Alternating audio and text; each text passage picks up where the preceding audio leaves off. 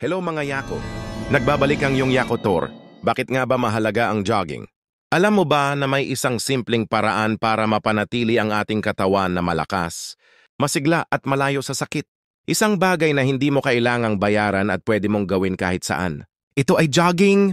Ang jogging ay isa sa pinakamadaling ehersisyo na maaaring gawin ng kahit sino. Hindi lang ito pampapayat, pero isa rin itong mabisang paraan upang mapanatili ang ating kalusugan. Pinalalakas nito ang puso at baga. Mas gumaganda ang daloy ng dugo, bumababa ang risk ng sakit sa puso, at lumalakas ang ating resistensya.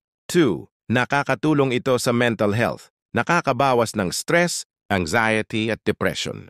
Ang pagtakbo ay nagpapalabas ng happy hormones na nagbibigay ng mas positibong pakiramdam.